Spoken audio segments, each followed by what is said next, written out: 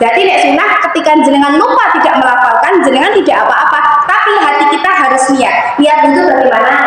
Nawaitul wudu'a li raf'il hadasil asghari fardhu lillahi. Melafalkan itu sunah. Ketika kita membasuh muka berarti hati kita, ya Allah, saya niat berwudu untuk menghilangkan hadas kecil karena Allah.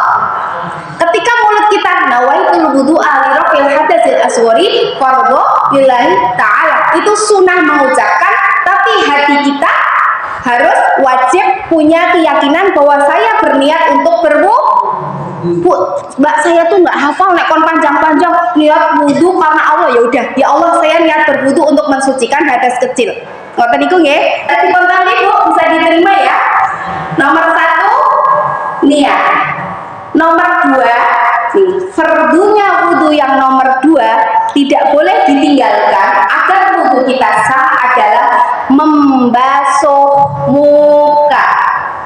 Bukan mengusap loh ya. Ini yang kadang salah kaprah. Membasuh muka. Apa Mbak bedanya membasuh dan mengusap? Membasuh itu ketika air mengalir, air itu sudah ada di dalam tangan kita. Nggih? Niki namanya membasuh. Batas membasuh itu di antara sampai ini kuping sini dan rambut sini ya, pojok rambut sampai di sini ya. Kalau ini sampai kuping. Bedanya membasuh dan mengusap, kalau mengusapin jenengan wudu, eman-eman dia hilang ya Bu nggih, airnya. Nah, ini namanya mengusap Bu, nggih, bukan membasuh.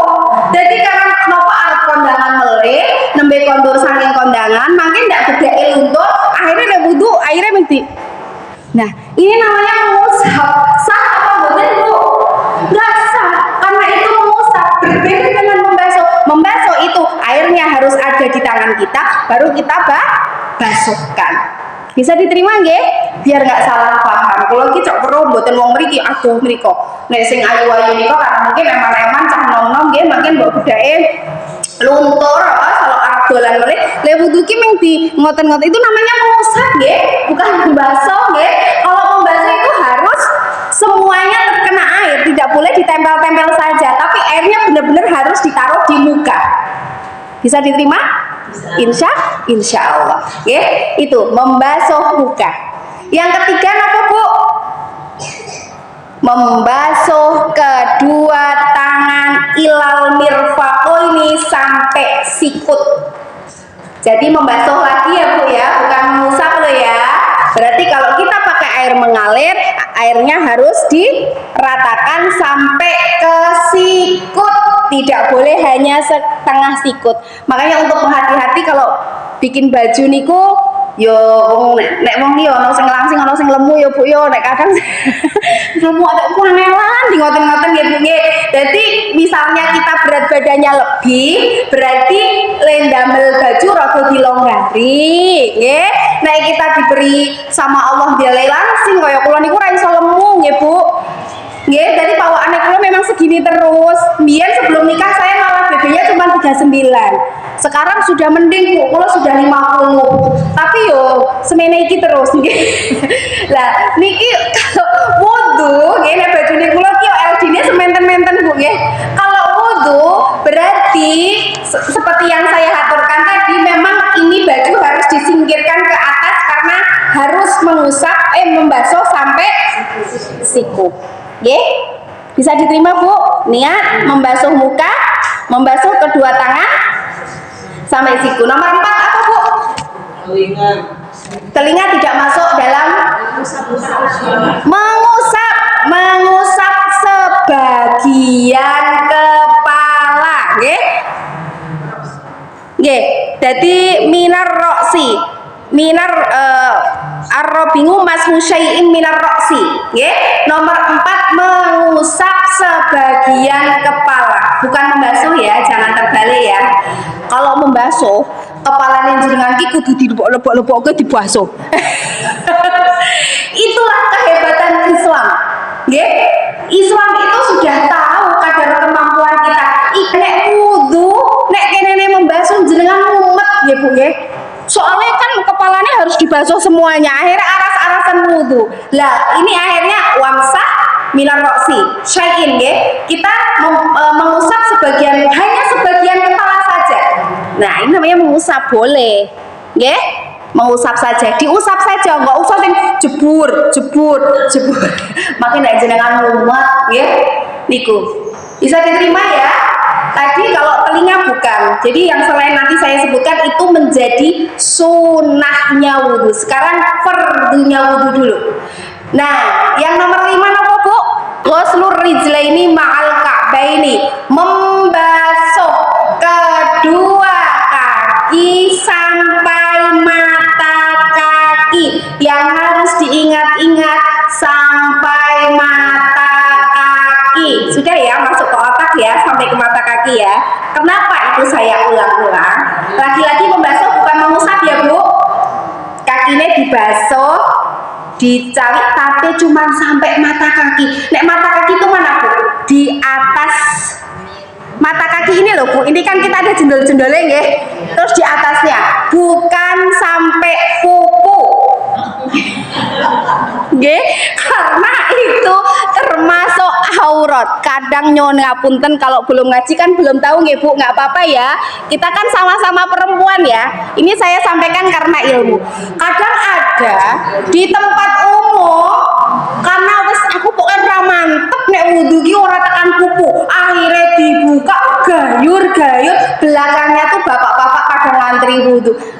Bapak-bapaknya kesempatan dalam kesempitan ya Bu ya. Ini yang jangan salah kaprah.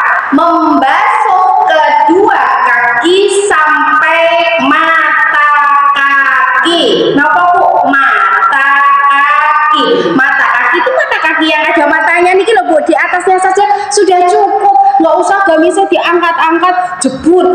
Wah, aku ra mantap nek ra tekan bubu iki. Ora. Nggak mungkin kalau kemarin saya belum tahu Mbak, jadi saya nggak mantap, nggak apa-apa. Kalau orang nggak tahu itu kan nggak ada hukumnya nggih Bu nggih. Sekarang sudah tahu insya Allah nggih. Jadi biar di tempat umum kita lebih hati-hati. Nek teng rumah sendiri teng dalemen jenengan piyambak, yo nggak apa-apa. Namanya anak suami itu kan sudah menjadi mahram kita ya, nggak apa-apa. Tapi kalau di tempat umum, lek awake dhewe gamise dibuka tekan dhuwur mriki, lah yo tempat umum kan ada laki-laki yang bukan muhrim, ada yang macam-macam. Jadi biar kita lebih hati-hati. Itulah pentingnya fikih perempuan. Terakhir apa Bu? Tadi kan 5, berarti kurang 1. Apa ya Bu ya? Apa? Tertib itu apa? Mendahulukan perkara yang harus didahulukan dan mengakhirkan perkara yang harus diakhirkan. Itu namanya tertib. Nggak boleh dibolak-balik.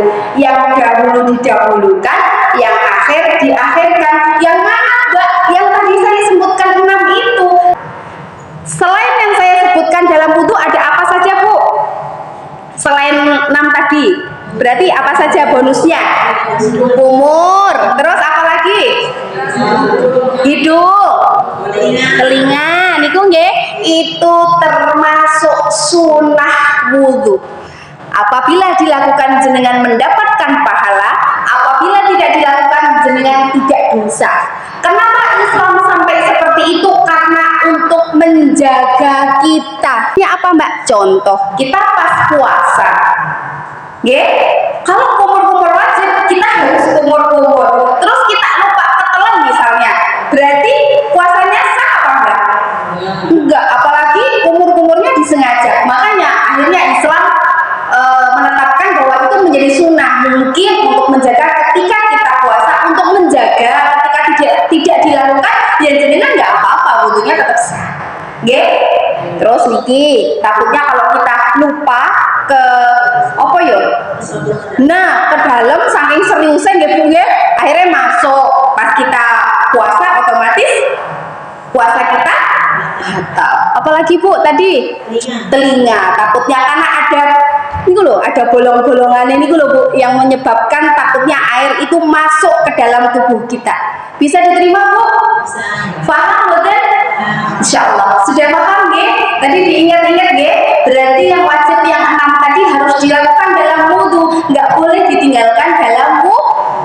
wudu'a. Insya Allah paham? Mungkin ada pertanyaan? Tidak? Sudah paham? Selesai jam berapa Bu? Lanjut apa terus? Lanjut.